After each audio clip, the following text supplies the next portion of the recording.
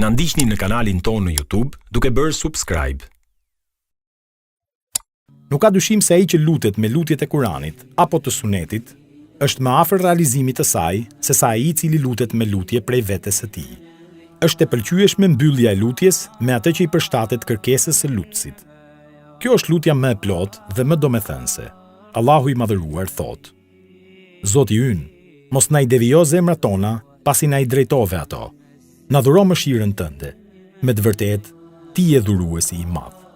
Ali Imran, ajeti 8. Te ky ajet, lutja bëhet për dhurim mëshire, kështu që është e përshtatshme që në përfundim të lutjes ti drejtohemi Allahut, ti je dhuruesi. Në Kur'an, Allahu i Madhëruar i mëson besimtarët se si të luten.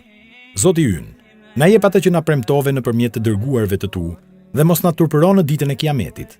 Vërtet, ti je ai që nuk e shkel premtimin. Ali Imran, ajeti 194. Lutja e besimtarve ishte për atë që ai ua kishte premtuar nëpërmjet të dërguarve të tij. Prandaj është e përshtatshme që lutja të përfundohet me cilësimin e Allahut, se ai është përmbushës i premtimeve. Shkelja e caqjeve të lutjes është ndaluar. Allahu i Madhëruar thotë: Luteni Zotin tuaj të përulur dhe në heshtje. Ai me të vërtetë nuk i do ata që e teprojnë. El Araf, ajeti 55. Abdullah ibn Mugafel, Allahu qofti kënaqur me të, dëgjoi djalin e tij duke thënë: O Zoti im, unë lus të më japësh kështjellën e bardhë në të djathtë të xhenetit.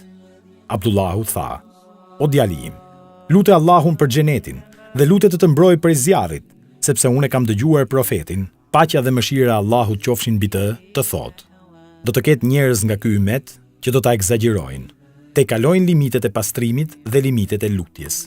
Transmeton Ebu Dauti. Është e urryer lutja me rim. Nuk lejohet që njeriu ta detyrojë dhe shtrëngojë veten duke krijuar lutje me rim.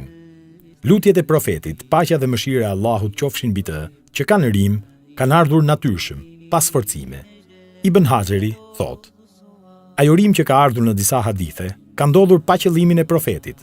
Paqja dhe mëshira e Allahut qofshin mbi të, si për shembull lutja që bëri në luftë: O Zoti im, zbritës i librit, llogaritës i shpejt, mundës i grupeve. Ibn Abasi, Allahu qofti kënaqur me të, i thot Ikrimas, Allahu qofti kënaqur me të: Nëse has rim në lutje, mos u lut me atë lutje, sepse unë dhe shokët e profetit, paqja dhe mëshira e Allahut qofshin mbi të, i kemi premtuar të dërguarit të Allahut se do t'i lëm këtë lutje. Transmeton Buhariu. Bamirësia ndaj prindërve është njëra nga arsyet e pranimit të lutjes. Bamirësia, respektimi i prindërve, është njëra nga arsyet e mëdha të pranimit të lutjes. Ajo është puna më e mirë e muslimanit. Kurani, hadithet e profetit dhe fjalët e të parëve tanë të mirë na e qartësojnë më mirë këtë gjë.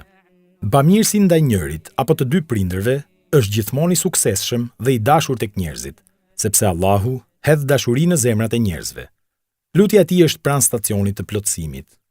Umar ibn Hatabi, Allahu qofti kënaqur me të, thotë: E dëgjova profetin, paqja dhe mëshira e Allahut qofshin mbi të thotë: Do të vijë tek ju Uvejs ibn Amiri me grupet luftarake të Yemenit nga Muradi e pastaj nga Karani.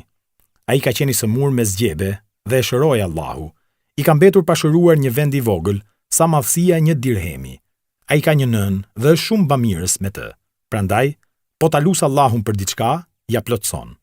Andaj nëse mundohesh që t'i thuash të kërkoj falje për ty, thuaj. Transmeton Muslimi. Adhurimet, shpeshtimi i namazeve vullnetare janë nga faktorët e pranimit të lutjes. Shtimi i veprave vullnetare, pas atyre të detyrueshme, siç janë namazet vullnetare ose agjërimi vullnetar apo lëmosha, janë shkaqe që çojnë në pranimin më të shpejtë të lutjes. Kjo gjë është e vërtetuar në hadithin e Ebu Hurerjes, Allahu qofti kënaqur me të, i cili përcjell se profeti, paqja dhe mëshira e Allahut qofshin mbi të, ka thënë: Allahu i Madhëruar thotë: Kush armiqësohet me të dashurit e mi, me të vërtetë do t'i shpall luftë. Gjëja më e dashur për mua dhe që afron robin më shumë tek unë është kryerja e obligimeve të detyrueshme. Vazhdon robi të më afrohet me vepra vullnetare derisa ta dua, e kur ta dua, bëhem veshi i tij me të cilin dëgjon, syri i tij me të cilin sheh, dora e tij me të cilën ai sulmon fuqishëm, këmba e tij me të cilën ecën. Nëse ai më lyp diçka, unë do t'i jap. Në qoftë se më kërkon mbrojtje, unë do ta mbroj. Nuk hezitoj në asgjë që unë bëj. Nëse do të hezitoja në marrjen e shpirtit të besimtarit. Ai e urren vdekjen dhe unë e urrej dëmtimin e tij. Transmeton Buhariu. Na ndiqni në kanalin tonë në YouTube duke bërë subscribe.